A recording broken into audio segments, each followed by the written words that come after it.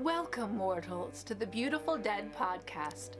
If you've come to this channel, you should stay for several reasons. One, you love vampires.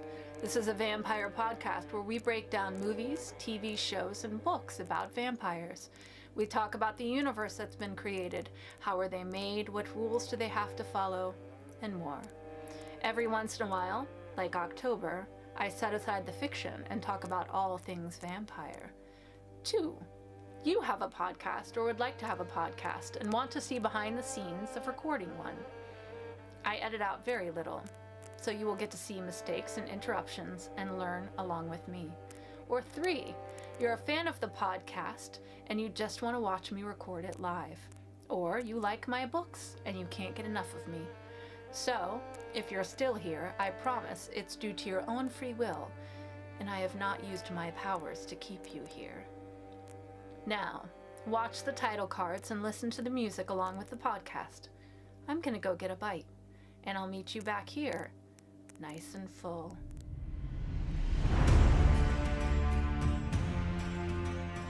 Oh, really? Vampire! We take your candy! Count Dracula. I am Dracula. And I bid you welcome, Mr. Hunt, to my house. Come in. Our first award goes to the vampire for most blood drained in a single evening. The strength of the vampire is that people will not believe in him.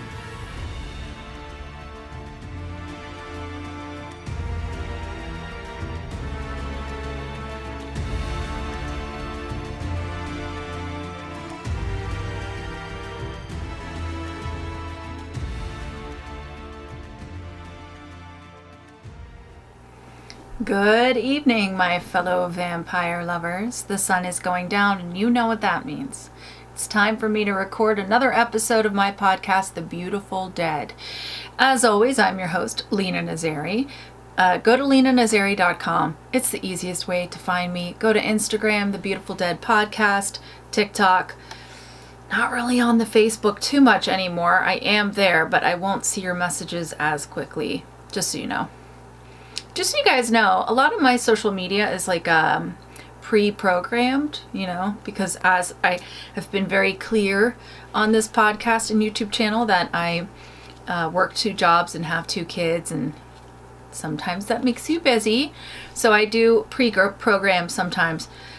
So if I don't respond for a couple days, I will be back. I promise I will.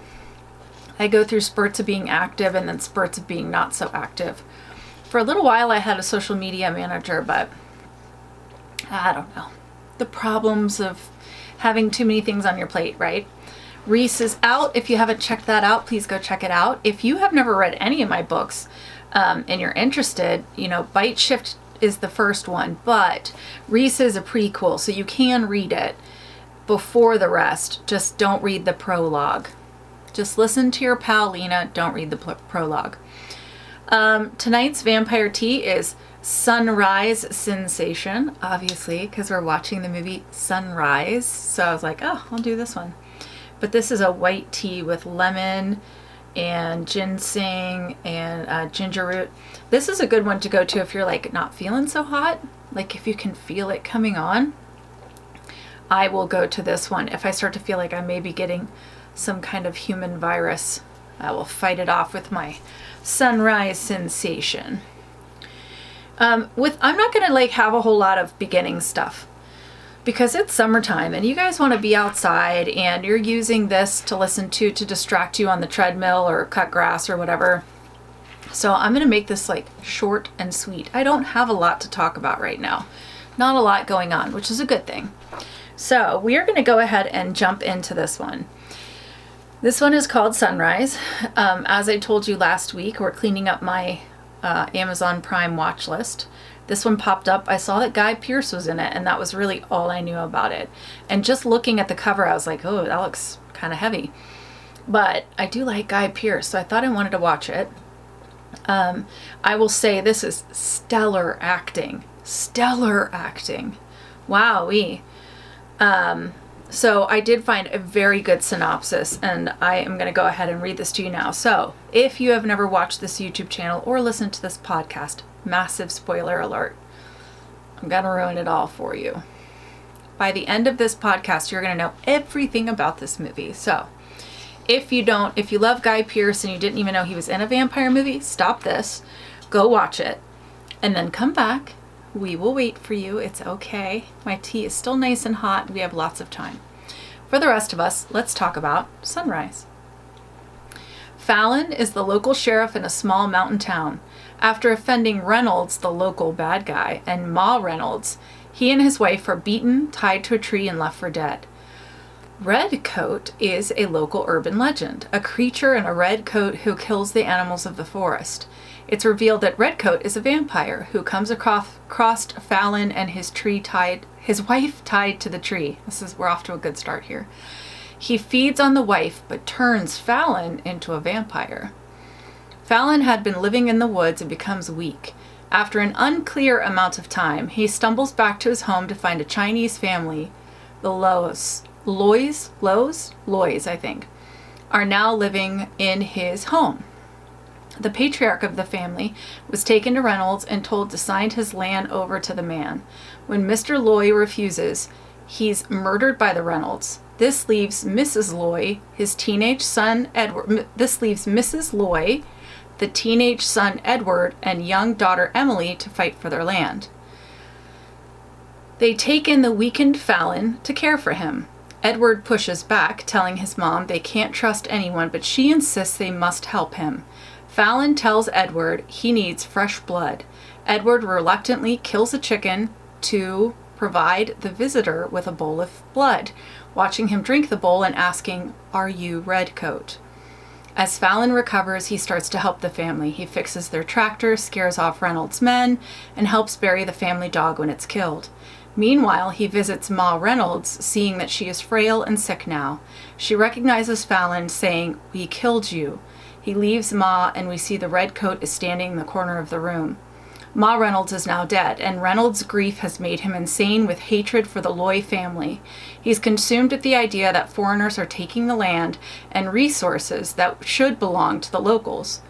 The local bully, who hates Edward for his friendship with Rachel Reynolds, goes after Edward with a knife.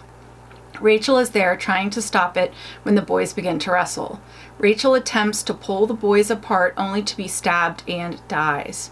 Later, Fallon arrives at the Reynolds bar to find the bully on the floor dying from being disemboweled. He finds the sheriff, who is one of Reynolds' cronies, who tells Fallon that Reynolds has kidnapped the Loys and taken them to the factory. Reynolds, who is now completely insane with grief due to the loss of his mother and now his daughter, has murdered one of his men. The Loys are cowering in the corner, and Reynolds' daughter's body is laid out on a table. While he's looking at his daughter, Edward jumps on his back so his mother and sister can run, which they do. Mrs. Loy puts her daughter in a safe place with headphones on, finds a mallet, and goes back for her son. She finds Edward being held by Reynolds, who throws the boy to the ground and raises a knife towards Mrs. Loy, but Fallon has appeared behind Mrs. Loy. Reynolds recognizes him as the man that they left for dead, and he says, "I know you, we killed you." He approaches Fallon and lunges to stab Mrs. Loy, but Fallon stabs him in the abdomen with a sharpened branch. The Loys run to safety outside, and Fallon drags out the dying Reynolds. Fallon drives Reynolds out to the tree where he and his wife were tied up. He drags Reynolds out of the truck, throws him to the ground, and covers him with gasoline. Then he drops to the ground, holds on to Reynolds, and lights them both on fire.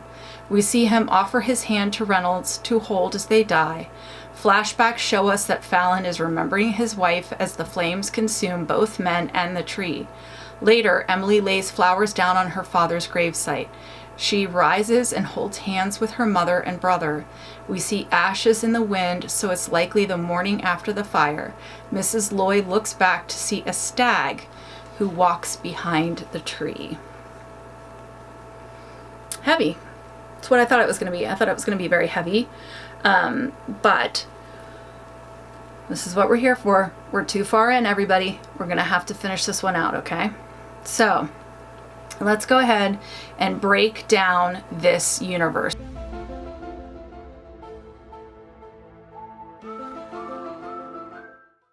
There were no crossovers. There was nothing very interesting to bring here to you guys when it comes to the vampires or even the storyline.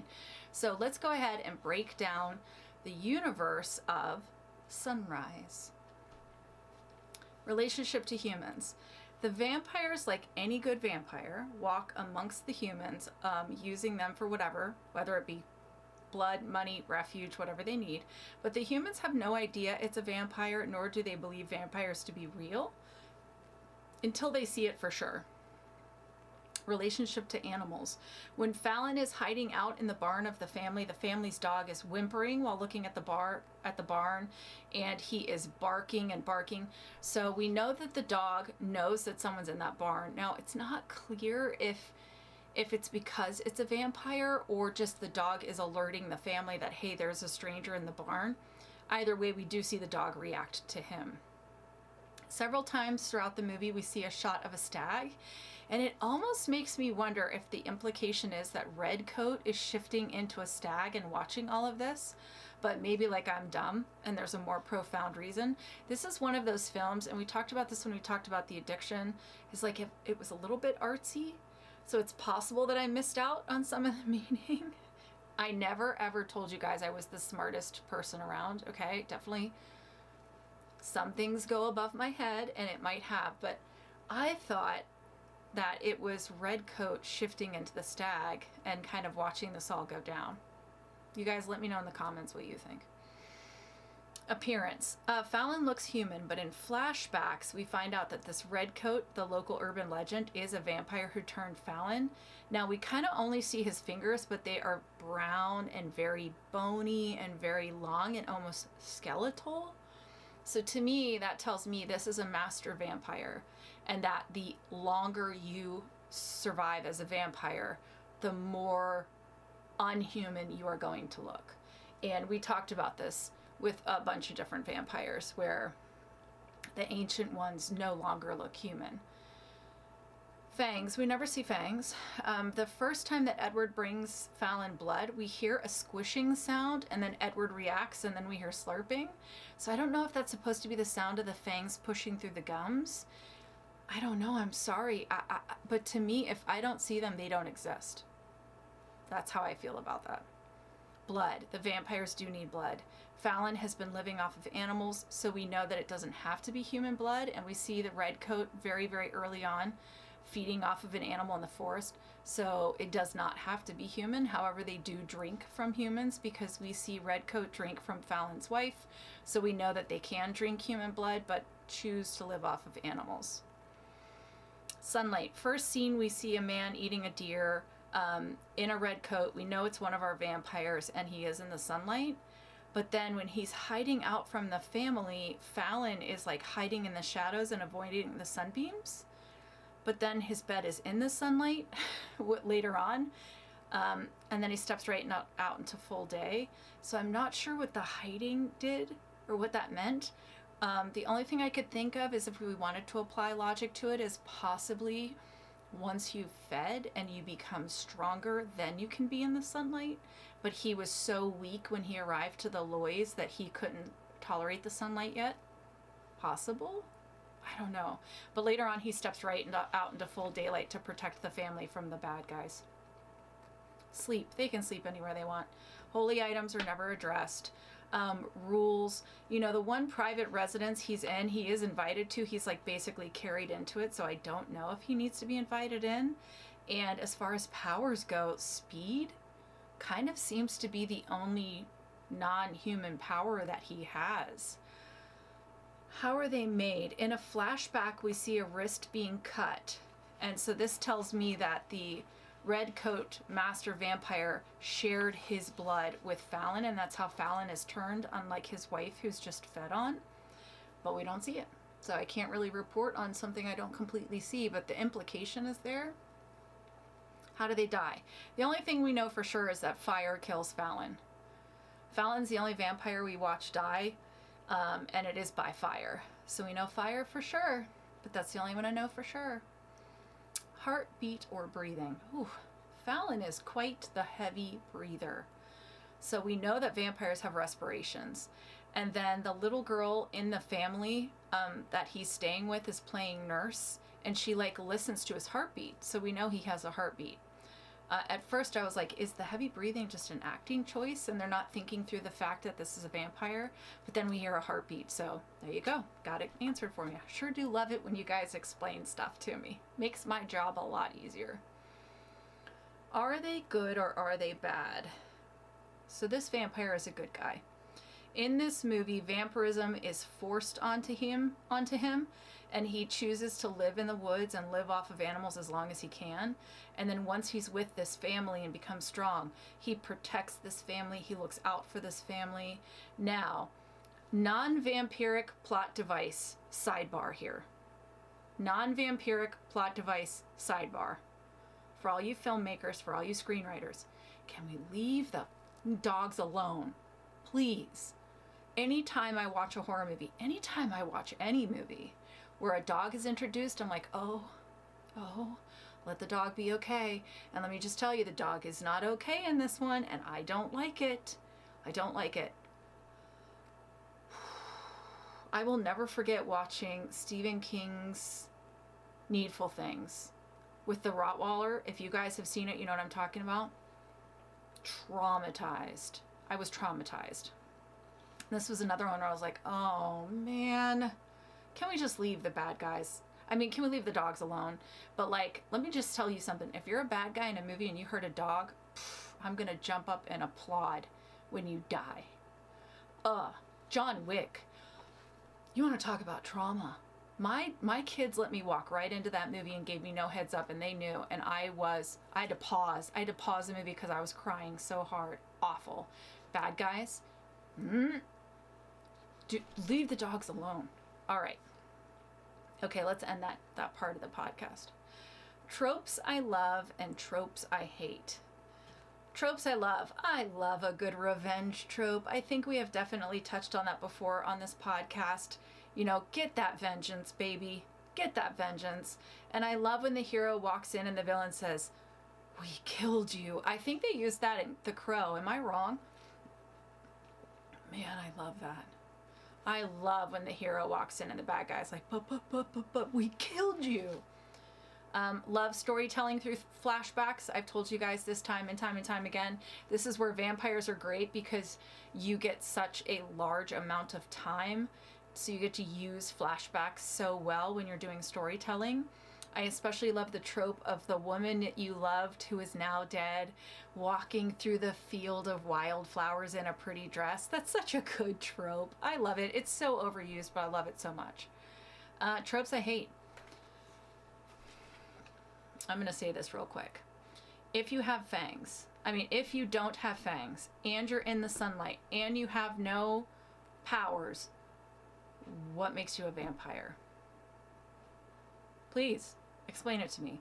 Like, why should I label you vampire if you're in the sunlight, don't have fangs, have no special powers? Are you just a guy that drinks blood? Please explain to me. Moving on. Let's go ahead and do it. I told you guys this was gonna be a nice quick one. So if you're listening to this on the treadmill, you're welcome, because I'm making like a quick cardio session for you here. All right, how scary or evil is the vampire of Sunrise? He needs blood, 1. He can be in the sunlight, 2. I'll give him half a point for being fast. And that's it.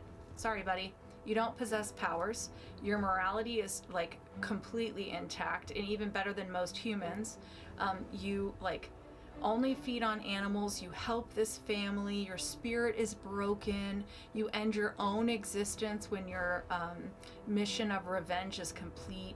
You show mercies to the bad guy in the end by holding his hand as he dies. Like, you're really only dangerous to chickens. So, when it comes to vampires, 2.5 out of 10 stakes to the heart for scariness and evil. And that's not a bad thing. That's nothing to be like ashamed or embarrassed about. I'm just saying, in the world of vampires, you're not very scary and you're definitely not evil. So take that as you'd like.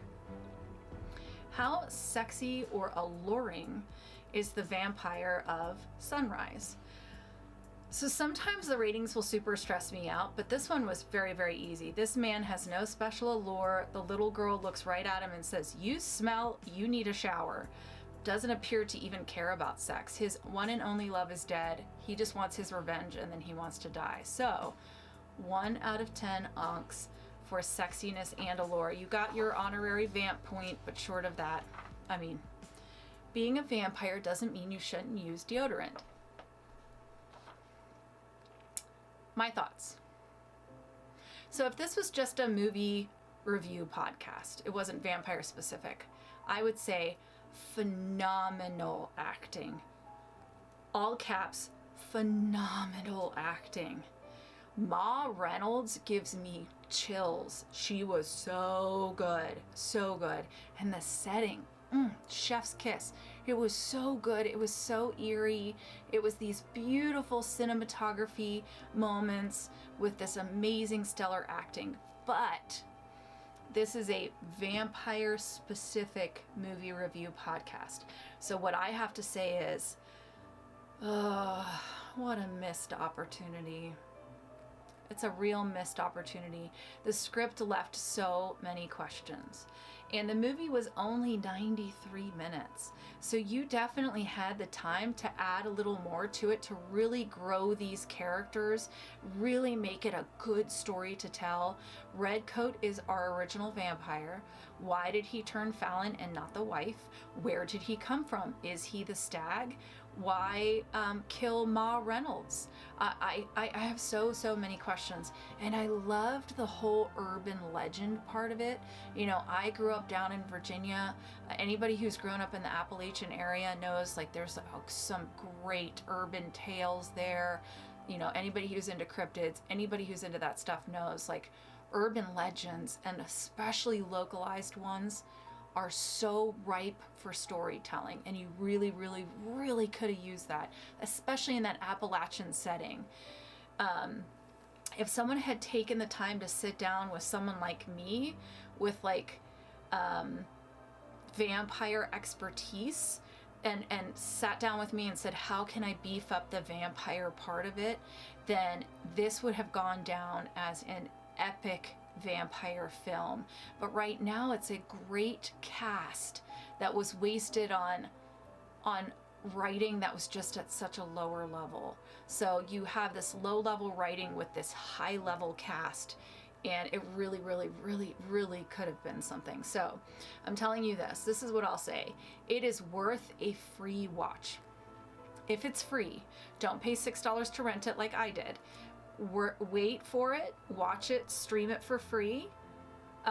Enjoy the acting, enjoy the cinematography. I would love for you guys to send me a message or a comment and let me know, like, what would you have done to beef it up a little bit? What more would you like to know about this story? What did you take from it that maybe I missed? Maybe I didn't catch everything. I just think that if you had given just an extra 10 to 15 minutes of real like background storytelling and really amped up the vampire part of this, then it could have been really good. It almost felt like Justified, but with vampires, but they didn't like, they were like, we kind of have vampires. So, man, missed opportunity. But definitely go watch it, because the Ma Reynolds is, wow, is she good. I would watch a whole movie just about her. Like, she has that whole mountain witch feeling to her. Dude, I would watch a whole movie just about her. Like, does she have a background with Redcoat? Why was she sacrificing these people to the tree? I just want to know so much more about this, but I can't, because that is the movie. So let's talk about next week. Next week is called Mother, May I Sleep with Danger, the 2016 version, not the 1996 Lifetime movie. So Mother, May I Sleep with Danger with Mr. James Franco. So I'm intrigued. I think you should go check it out, and then we can come back together next week and talk about it. In the meantime, guys, let me know in the comments what you're doing for your summer. Summer is now officially here. Let me know any summer plans you have.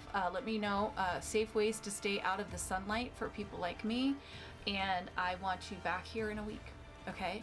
And I wish you wicked hugs and bloody kisses. Good evening.